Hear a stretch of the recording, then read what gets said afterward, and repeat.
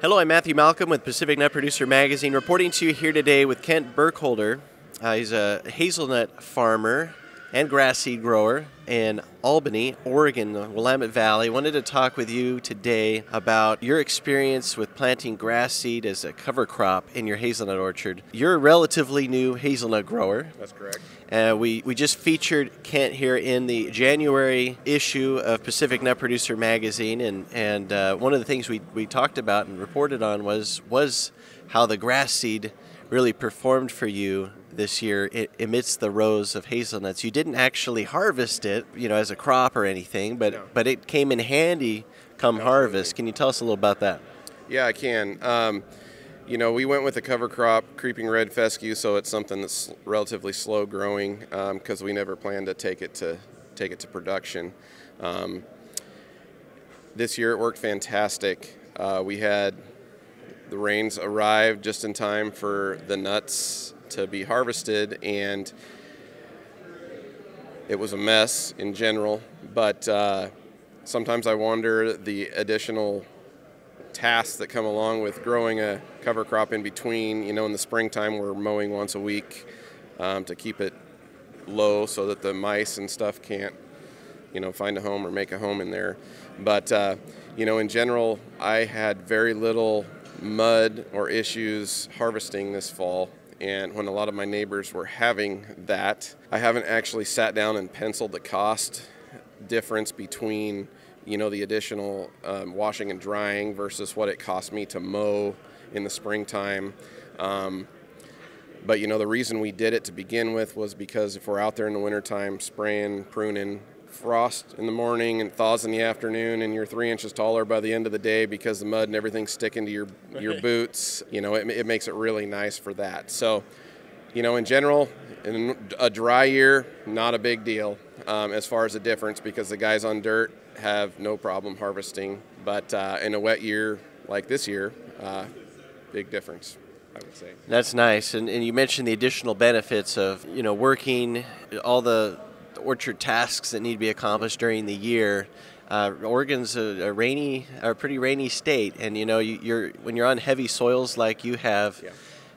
It gets pretty muddy, and nobody likes working in the mud. It can slip and slide and accident prone, right? In general, I mean, you can't get the nuts to separate. There's mud coming in the boxes. I mean, it is a mess, or it can be a mess, I should say. So, and it's been. I'm happy I've done it, and I'm going to keep it as long as I can. Once the orchard ends up canopying over, I don't know if it's really be viable that way because of the shade and stuff. It won't grow, but we'll see. And as I keep going and planting more trees, I'm going to keep. I think I've seen enough that I want to keep the grass. So that's kind of my plan at this point. Yeah, well, thank you for sharing. Cover crops and orchards is not a new thing, but I appreciate you sharing some of the benefits that you've had from it. Other growers appreciate, the microbial, benefits and keeping your soil alive. Well, I think it does help with water incorporation, and I think, anytime you have a cover crop, there is a benefit out there. It does come with a cost, and there's usually an additional level of management that it takes. But overall, in the South Willamette Valley, where I'm from, it's relatively new to hazelnut production in general. So we're dealing with heavier clay-based soils, and we're kind of pushing the envelope a little bit. Unless it's, type A soil that has really good subsurface drainage, you're not going to grow hazelnuts down here without having plastic pipe in the ground. So, if you got good river bottom, sandy loam, yeah, you don't need to. Probably it's not as big a deal. So, right.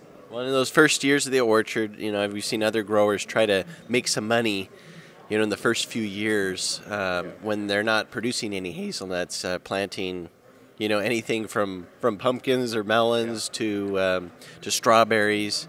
And we've seen that some of the strawberry roots and stuff end up getting into the processing facilities, so there's a little bit of trouble with that. But we have seen growers invest in different means. It's interesting to learn about your experience there because, you're not even harvesting the grass, but just the benefits alone, Well, might just be worth it. Yeah. No, I mean, for us it is. I mean, everybody, there's 100 ways to skin a cat, so I'm not saying I'm doing it the right way, but I'm happy with how it's working for me anyway at this point. So awesome. Well, thank you so much for sharing, and we're excited that we've got you on as our cover story for the January issue of Pacific Nut Producer Magazine. So read more about Kent and his farming operation there. I'm Matthew Malcolm, PacificNutProducer.com.